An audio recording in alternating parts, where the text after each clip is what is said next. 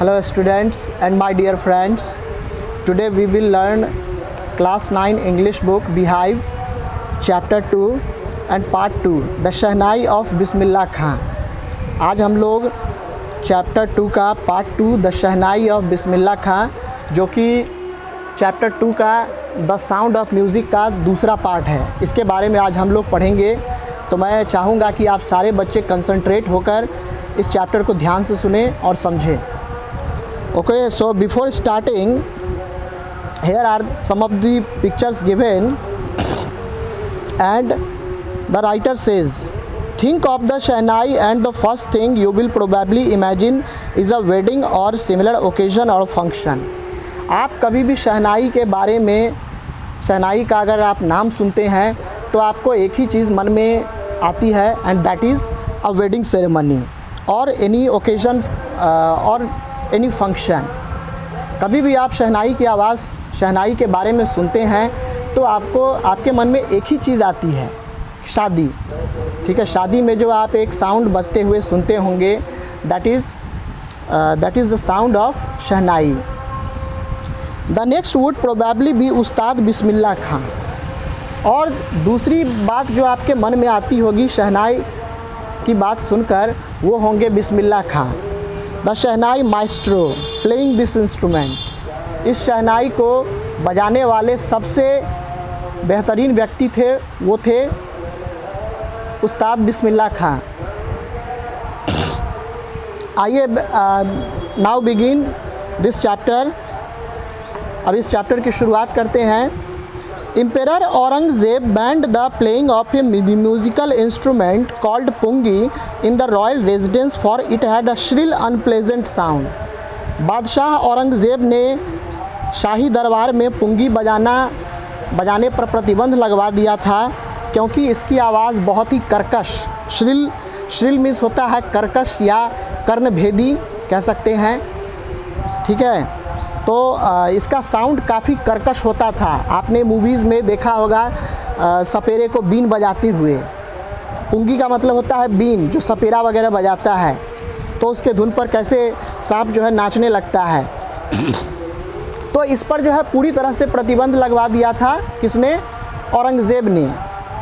पुंगी became the generic name for needed noise makers. अब देखिए, पुंगी जो है एक तरह से पर्याय बन गया। ठीक है, यानी कि कर्णभेदी आवाज़ के लिए, या आप कभी देखते होंगे कि किसी के बीच अगर वाद विवाद, झगड़ा वगैरह होता है तो क्या कहता है, मैं तुम्हारी पुंगी बजा दूंगा। ठीक है, तो ये एक तरह से नॉइज़ मेकर्स के लिए ये एक पर्याय बन गया। Few had thought that it would one day B revived. कुछ लोगों की यह भी सोच थी कि पुंगी को आगे चल कर के इसमें सुधार लाया जाएगा। A barber of a family of professional musicians who had access to the royal palace decided to improve the tonal quality of the pungi। अब देखिए, प्रोफेशनल म्यूजिशियंस के कुछ ग्रुप में जो म्यूजिशियन, कुछ प्रोफेशनल म्यूजिशियंस थे, उन्हीं में से कई ने क्या किया कि रॉयल पैलेस में, शाही दरबार में इसके टोन को रेक्टिफाई करने की कोशिश की, सुधार करने की कोशिश की। He chose a pipe with a natural hollow stem that was longer and broader than the pungi and made 7 holes on the body of the pipe।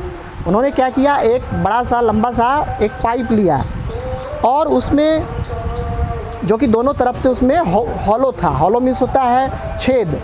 ठीक है, दोनों तरफ से मतलब खोखला था। दैट, जैसे आप लोग बचपन में देखते होंगे, बचपन में बच्चे लोग क्या करते थे, पपीता का जो स्टेम होता था उसको वो तोड़ के वो पुंगी वगैरह, मतलब एक तरह का इंस्ट्रूमेंट वगैरह बनाया करते थे और बच्चे काफ़ी मज़े से खेलते थे। तो उसी तरह का एक हॉलो पाइप, एक खोखला पाइप जो है उन्होंने लिया, उसमें stem that was longer and broader, जो कि लंबा भी था और ब्रॉडर चौड़ा भी था। देन द पुंगी की अपेक्षा वो लंबा भी था और ज़्यादा चौड़ा भी था। And made 7 holes on the body of the pipe. और उसी पाइप के बॉडी पे 7 जगह अलग अलग, जैसे बांसुरी में आपने देखा होगा, ठीक है, you must have seen in the on the flute के ऊपर आपने देखा होगा कि कुछ होल्स वगैरह बने हुए होते हैं। जस्ट लाइक दैट 7 होल्स बनाए गए। When he played on it, closing and opening some of these holes, जैसे बांसुरी वगैरह बजाते समय कुछ होल्स को बंद किया जाता है, कुछ होल को खोला ओपन किया जाता है। Soft and melodious sounds were produced, जब उसको बजाया गया कुछ इस प्रकार से, तो क्या हुआ कि बहुत ही सुरीली और मीठी आवाज़ निकली। He played the instrument before royalty and everyone was impressed. तो उस बार्बर के समूह में से, जो कि एक तरह से म्यूजिशियन भी था, तो उन्होंने जब यह कारनामा एक रॉयल पैलेस में किया तो सभी लोग काफ़ी इम्प्रेस हुए। उस दरबार, उस शाही कोर्ट में जितने भी लोग मौजूद थे, उन्हें आश्चर्य भी हुआ कि अरे वाह, इतनी सुंदर इतनी मधुर आवाज़ भी निकल सकती है। The instrument so different from the pungi had to be given a new name. अब यह इंस्ट्रूमेंट जो था, यह पुंगी से बिल्कुल ही अलग था, ठीक है, इसीलिए इसे एक नए नाम की प्रतीक्षा थी। As the story goes, since it was first played in the Shah's chambers and was played by a nai barber, the instrument was named the शहनाई। अब देखिए, इसके पीछे भी कहानी है कि आखिर इस इंस्ट्रूमेंट का नाम शहनाई क्यों पड़ा। तो कहता है कि कहानी यह है कि इसको पहली बार शाह के चैम्बर में, शाह मतलब होता है बादशाह, ठीक है, अन एम्पेरर, शाह चैम्बर के, शाह किसी रॉयल कोर्ट में किसी बादशाह के चैम्बर में इसे बजाया गया। एंड वॉज प्लेड बाय अ नाई, और बार्बर, नाई मतलब होता है बार्बर, ठीक है। नाई आप जानते होंगे, हजामत बनवाने के लिए आप लोग बच्चे या सारे लोग जाते हैं तो उन्हीं को नाई कहा जाता है। Thus the instrument was named the shehnai, और इसीलिए इसका नाम शहनाई पड़ा, क्योंकि नाई के द्वारा पहली बार किसी शाह के चैम्बर में बनाया गया। So it was named after that and it was called shehnai. Pungi and shehnai, here you can see 2 different pictures on the book. One is pungi and another is shehnai. Next, paragraph number 2. The sound of the shehnai began to be considered auspicious. इस शहनाई की मधुर धुन बहुत ही अच्छी लग रही थी। एक कह सकते हैं कि लोगों के लिए it actually brings the Fortune, good Fortune, एक लक के समान जो है माना जा रहा था। इसीलिए आज जो है शादी में आप देखते होंगे, विवाह शादी के मौके पर ये शहनाई की धुन जो है बजती रहती है। And for this reason it is still played in temples and is an indispensable component of any north Indian wedding. जिसके परिणाम स्वरूप क्या हुआ कि इस धुन को सबसे पहले तो मंदिरों में बजाया जाने लगा। मंदिरों के बाद ये धुन जो है धीरे धीरे नॉर्थ इंडिया में, यानी कि उत्तर बिहार में, जैसे दिल्ली, उत्तर प्रदेश, बिहार, ठीक है, इन सारे इलाकों में क्या हुआ कि ये धुन बजाया जाने लगा शादी के मौके पर। In the past the shehnai was part of the नौबत और traditional ensemble of 9 instruments found at royal courts. अब देखिए, पास्ट में क्या होता था कि 9 रत्न, आपने सुना होगा कि अकबर के दरबार में 9 रत्न रहते थे। तो पास्ट में शहनाई को एक तरह से नौबत या एक ट्रेडिशनल इंजेम्बल कह सकते हैं कि यानी कि प्रथा के तौर पर इसको बजाया जाता था। ऑफ 9 इंस्ट्रूमेंट्स, यानी कि राजा महाराजा के दरबार में जो 9 इंस्ट्रूमेंट्स होते थे उनमें से एक शहनाई भी हुआ करता था। Till recently it was used only in temples and weddings. लेकिन अभी कुछ समय पीछे जाइए अगर आप, तो आपको पता लगेगा कि ये शहनाई का वादन जो है सिर्फ मंदिरों में और शादी समारोह में तक जो है सीमित रह गया था। The credit for bringing this instrument on to the classical stage goes to Ustad Bismillah खां। लेकिन इस शहनाई को क्लासिकल स्टेज पर लाने का पूरा श्रेय उस्ताद बिस्मिल्लाह खां जी को जाता है। Paragraph 3, as a 5-year-old Bismillah Khan played gilli danda near a pond in the ancient state of Dumraon in Bihar. जब उस्ताद बिस्मिल्लाह खां मात्र 5 वर्ष के थे तो बिहार के एक गांव डुमरांव में इनका जन्म हुआ था और इसी के पास वो गिल्ली डंडा खेल खेला करते थे, एक तालाब के पास। He would regularly go to the nearby Bihari Ji temple to sing the Bhojpuri Chaita, at the end of which he would earn a big laddu weighing 1.25 kg, a prize given by the local Maharaja। अब इसमें देखिए, इसमें एक भगवान की चर्चा की गई है, Bihari ji. Lord Krishna is considered as Bihari ji, यानी कि डुमरांव में ही एक मंदिर हुआ करता था, बिहारी जी का मंदिर, भगवान श्री कृष्ण का मंदिर। तो वहीं पर भोजपुरी में चैता एक प्रकार का सॉन्ग होता था जो कि हिंदी महीने चैत्र के समय में यह गीत जो है लोकगीत गाया जाता था। तो भोजपुरी में जो चैता गाने के लिए उनको फंक्शन के अंत में 1.25 किलो का लड्डू जो है दिया जाता था वहाँ के लोकल महाराजा के द्वारा। दिस हैपेंड 80 years ago, यह आज से 80 वर्ष पहले की कहानी है। And the little boy has travelled far to earn the highest civilian award in India, the Bharat Ratna. यह 80 साल पहले की बात थी और आज वो 80 साल के बाद जो है वह छोटा सा लड़का आज उस्ताद बिस्मिल्लाह खां बन चुके हैं और उनको भारत का सबसे बड़ा पुरस्कार, that is Bharat Ratna, he was awarded with Bharat Ratna also. Bharat Ratna से उन्हें आज 80 वर्ष की उम्र में सम्मानित किया गया। Paragraph 4, Born on 21st March 1916, Bismillah belongs to a well-known family of musicians from Bihar. He was born on 21st March 1916, just 105 years from now. आज से 105 वर्ष पहले 21 मार्च 1916 ईस्वी को बिस्मिल्लाह खां का जन्म हुआ था और बिहार के एक म्यूज़िशियन, यानी कि वह कह सकते हैं कि उस परिवार में कई सारे म्यूजिशियंस थे, उसी परिवार में उनका जन्म भी हुआ था। His grandfather Rasool Bakhsh Khan was the shehnai nawaz of the Bhojpur king's court. उस समय भोजपुर एक तरह से एक राज हुआ करता था, जहाँ पर राजा राज करता था और उसी के दरबार में बिस्मिल्लाह खां के दादाजी रसूल बख्श खां शहनाई वादक थे, शहनाई बजाने का काम करते थे। His father Paigambar Bakhsh and other paternal ancestors were also great shehnai players.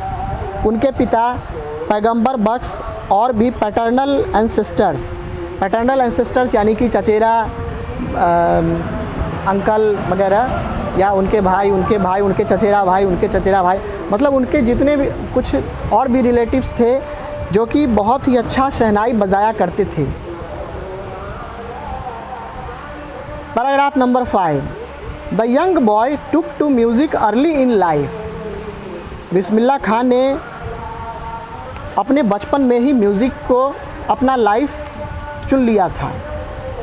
At the age of 3, when his mother took him to his maternal uncle's house in Benares, now Varanasi, Bismillah was fascinated watching his uncles practice the शहनाई। जब उस्ताद बिस्मिल्लाह खां 3 साल के थे तो उनकी माँ अपने भाई के यहाँ बनारस गई। बनारस जिसका नाम आज चेंज होकर के वाराणसी हो चुका है।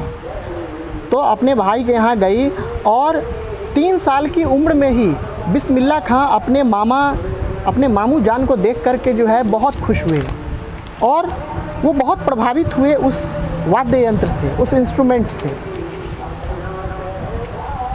Soon Bismillah started accompanying his uncle Ali Baksh to the Vishnu temple of Benares, where Baksh was employed to play the शहनाई।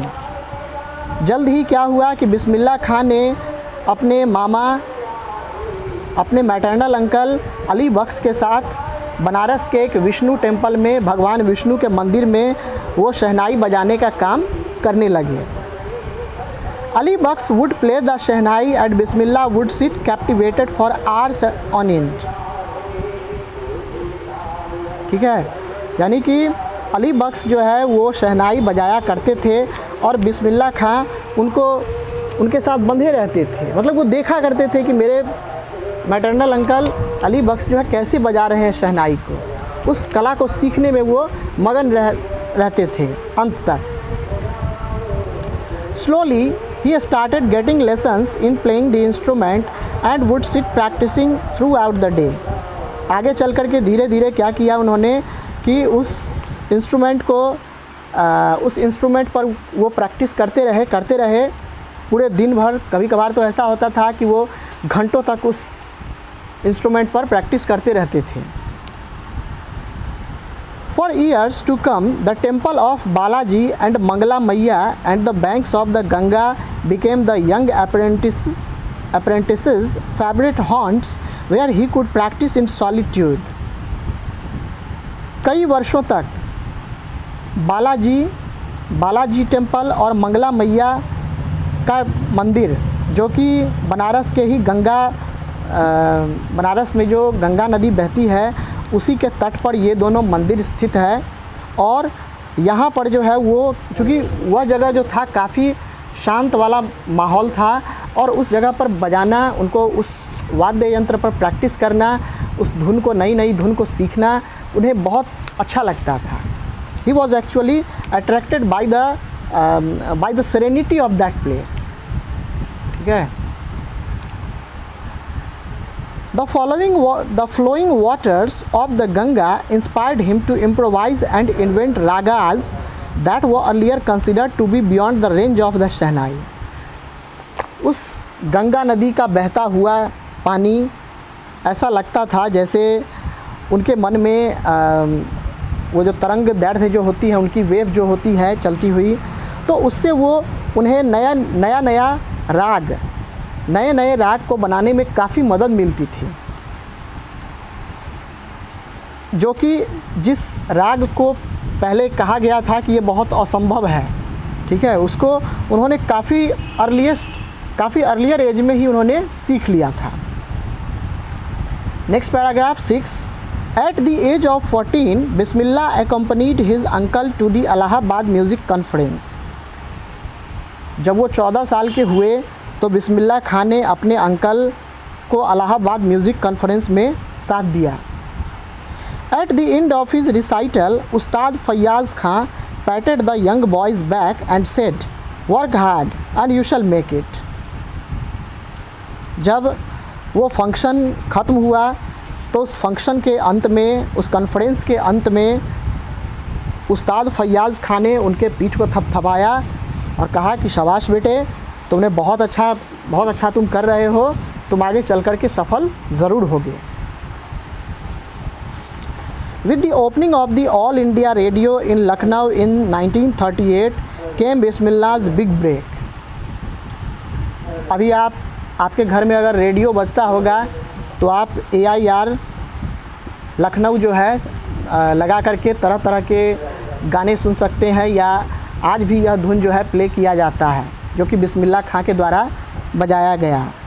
तो 1938 ईस्वी में जब ऑल इंडिया रेडियो लखनऊ की शुरुआत की गई तो उस समय से बिस्मिल्लाह खां के जीवन में एक नया मोड़ आया, एक कह सकते हैं कि एक उनको बिग ब्रेक मिला। He soon became an often heard shehnai player on radio। मैंने भी अपने चाइल्डहुड में पटना रेडियो स्टेशन पे काफ़ी इनके म्यूज़िकल इंस्ट्रूमेंट को सुना। ठीक है, आप लोगों ने भी अवश्य ही सुना होगा निश्चित रूप से।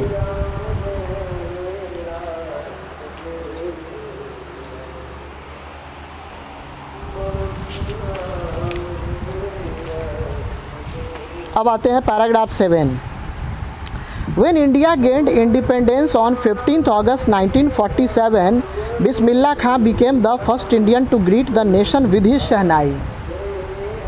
देखिए कितना अच्छा मोमेंट आया होगा उनके जीवन में। जब 15 अगस्त 1947 ईस्वी को अपना देश भारत आज़ाद हुआ तो बिस्मिल्लाह खां पहले इंडियन थे जिन्होंने अपनी शहनाई की धुन से सारे देश को जो है क्या किया, ग्रीट किया, नमस्कार किया उन्होंने।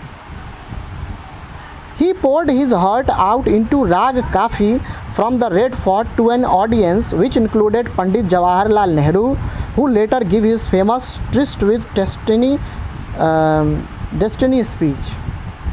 उन्होंने दिल्ली के ही रेड फोर्ट से एक राग काफ़ी पर जो है उन्होंने म्यूज़िक धुन बजाना शुरू किया और उनके ऑडियंस में कई सारे गणमान्य व्यक्ति थे जिनमें से पंडित जवाहरलाल नेहरू भी थे जो कि भारत देश के प्रथम प्रधानमंत्री थे। और उन्होंने आगे चलकर के एक बहुत ही ज़बरदस्त स्पीच दिया भारत के आज़ाद होने के शुभ अवसर पर। Paragraph number 8। Bismillah Khan has given many memorable performances both in India and abroad. Bismillah Khan ने सिर्फ भारत में ही नहीं बल्कि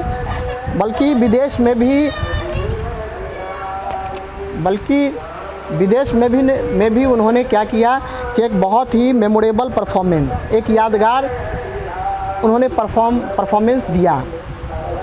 His first trip abroad was to Afghanistan, where King Zahir Shah was so taken in by the maestro that he gifted him priceless Persian carpets and other souvenirs।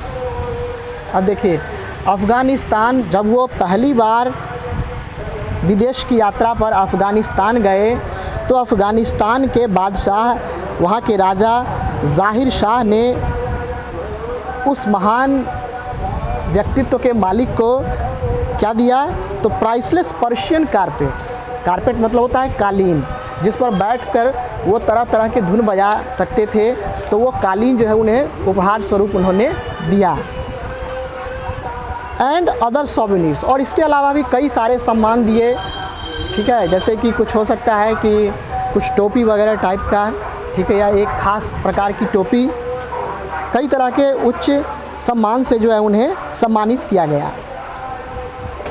The king of Afghanistan was not the only one to be fascinated with Bismillah's music.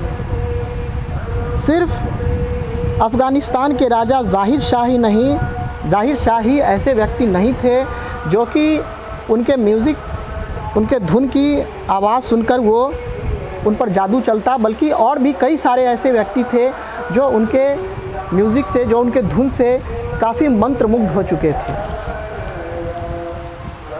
Film director Vijay Bhatt was so impressed after hearing Bismillah play at a festival that he named a film after the instrument called गूंज उठी शहनाई।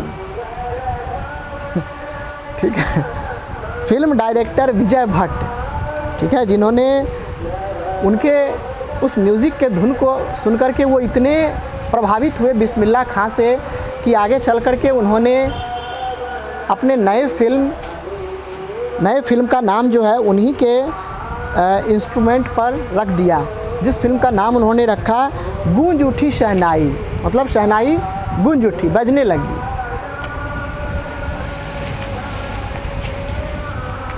The film was a hit and one of Bismillah Khan's compositions दिल का खिलौना हाय टूट गया। वह film काफ़ी हिट साबित हुई और बिस्मिल्लाह खां का जो एक कंपोजिशन था, एक उन्होंने जो धुन तैयार किया था, आपने कई बार सुना भी होगा रेडियो में, या अगर आपने नहीं सुना है तो प्लीज़ इस गाने को आप आज ही डाउनलोड करके सुनिए, जिसके बोल हैं दिल का खिलौना हाय टूट गया।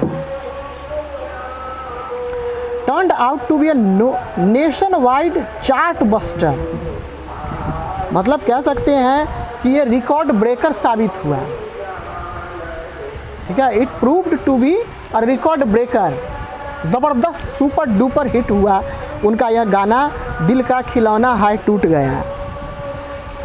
Despite this huge success in the celluloid world, Bismillah Khan's ventures in film music were limited to two: Vijay Bhatt's Goonj Uthi Shehnai and Vikram Srinivasa's Kannada venture Sanadhi Apanna। इतने कह सकते हैं सुपर डुपर हिट होने के बावजूद भी उन्होंने मात्र 2 ही फिल्म में काम किया। पहला तो था विजय भट्ट की गूंज उठी शहनाई और दूसरा था कन्नड़ मूवी में उन्होंने काम किया था, जो कि विक्रम श्रीनिवास ने की मूवी थी कन्नड़ा वेंचर पे, जिसका नाम था सनाधि अपन्ना। I just can't come to terms with the artificiality and glamour of the film world, he says with emphasis। अब देखिए, अब चूँकि अब वो कहते हैं उस्ताद बिस्मिल्लाह खां कि मुझे इस फिल्मी दुनिया से उतना मज़ा नहीं आया, मतलब कि ये कह सकते हैं कि उनको मतलब बिल्कुल ही अच्छा नहीं लगा। हो सकता है कि कई ऐसे लोग भी होते हैं जो दिल के काफ़ी साफ़ सुथरे व्यक्ति होते हैं, तो उन्हें ये इतना जो शोर शराबा या कह सकते हैं कि फ्लैश वगैरह जो होता है वो उन्हें पसंद नहीं आता है। तो वही बात वो यहाँ भी कहते हैं कि I just can't come to terms with the artificiality and glamour of the film world. मुझे ये ग्लैमर इस तरह के जो है मतलब ग्लैमर जो फिल्म में दिखाए जाते हैं, मुझे इनसे कोई लगाव नहीं है, इनमें कोई रुचि नहीं है। तो प्यारे बच्चों, आज के इस वीडियो में हम लोग यहीं तक पढ़ेंगे। बाकी जो बचा हुआ है इसको फिर नेक्स्ट डे हम लोग कंप्लीट करेंगे। आपको यह वीडियो कैसा लगा कमेंट करके बताएं और अपने दोस्तों के साथ भी शेयर करें इस वीडियो को। मिलते हैं नेक्स्ट वीडियो में। Till then, thank you, God bless you and have a good day.